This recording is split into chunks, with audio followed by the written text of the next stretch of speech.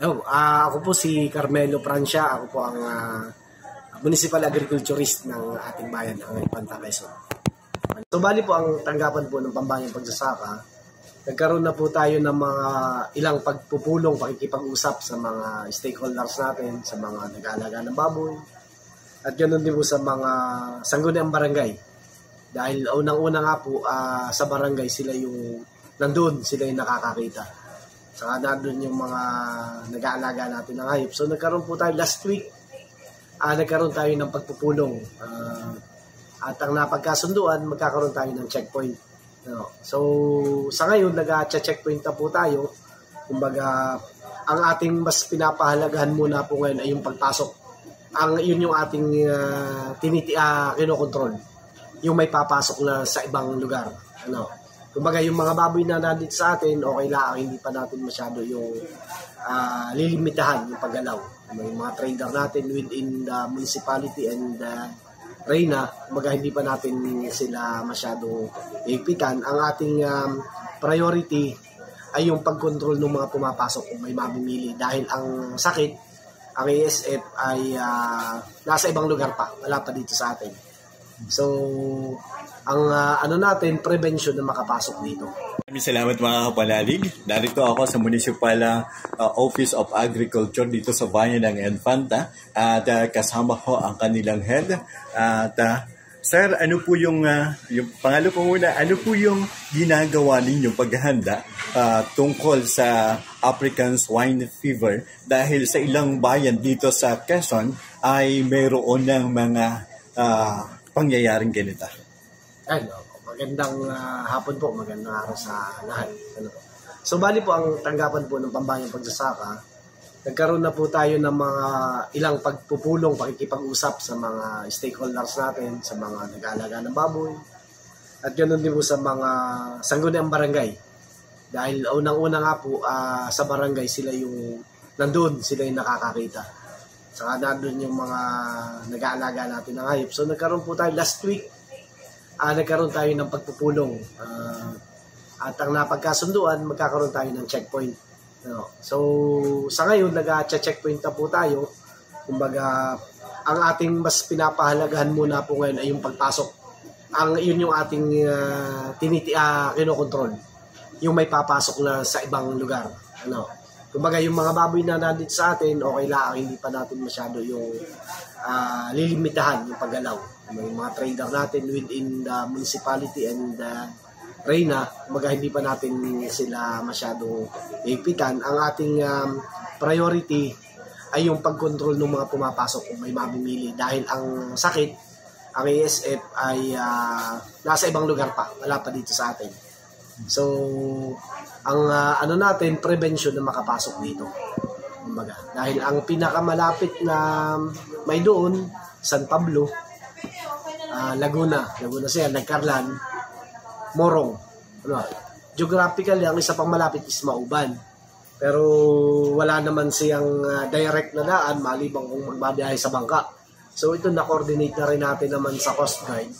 Baga nag-ano na rin, nag-ano ang Coast Guard na aanuhan din nila. Baga parang nag-commit din. Nung minsan nag-usap kami last week, yung nasabi ni Kunsyal, hindi ko tanda ko si Kunsyal Mani, parang si Kunsyal Mani, na nag-ano ang Coast Guard na tutulong sila pag monitor para hindi makapasok dito kung doon man manggagaling.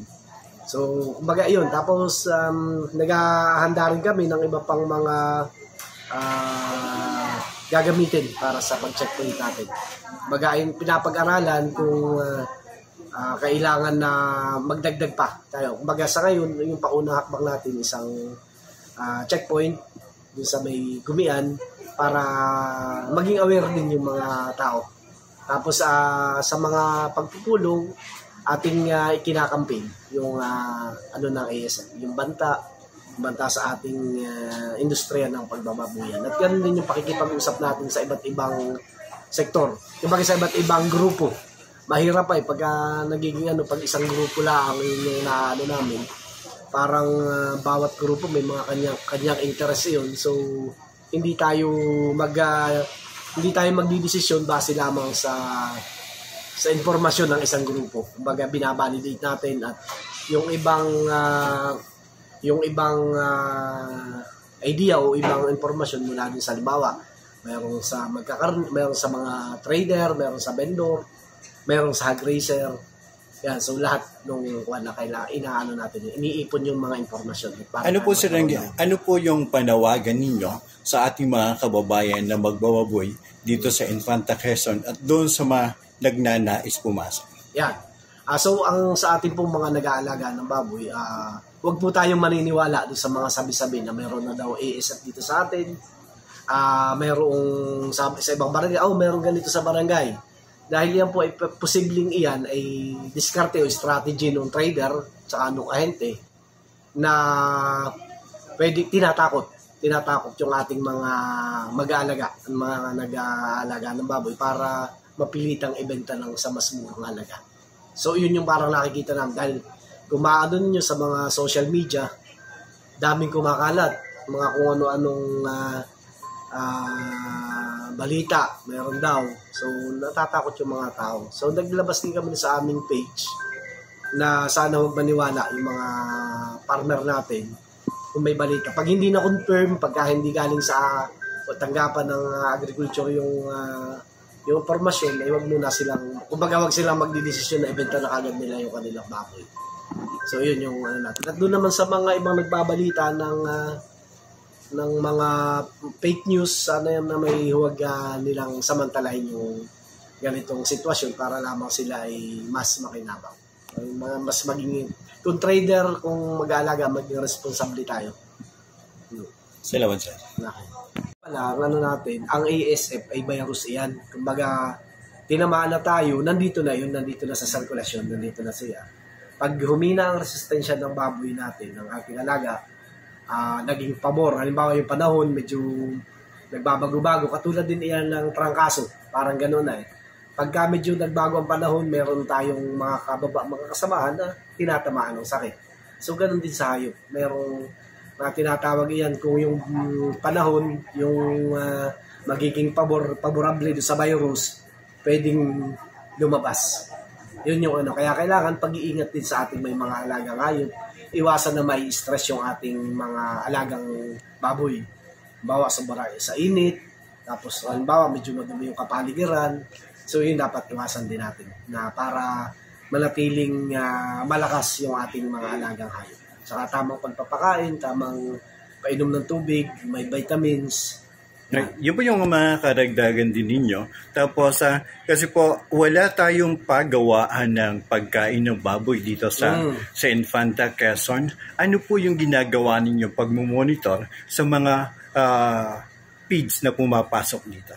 Yeah, so ang ano po natin sa checkpoint pa particular, kung yun ay yung mga feeds, kailangan hahanapan natin ng mga maayos na papel.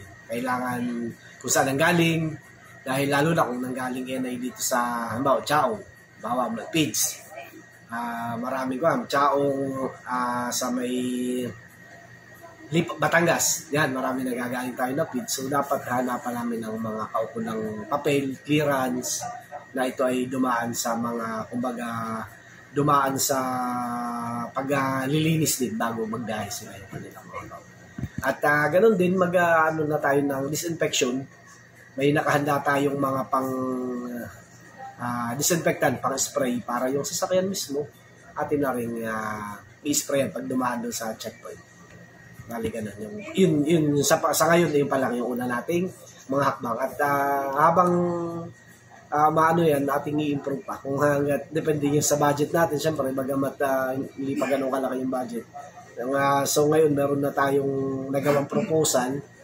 Magbibigay kukuha tayo ng pondo sa DRR, yung sa munisipyo din, gawa ng bilang ito'y parang disaster din ito. Pag itong nagkaroon tayo ng ASF, masisira itong kapangkabuhayan ng ating mga kababayan. So, nagbigay naman sila ng kaukulang pondo at yun ay ating itutuloy para sa papatakbo ng ating checkpoint at pagmumonitor ng ating sitwasyon ng ating mga sa livestock industry natin.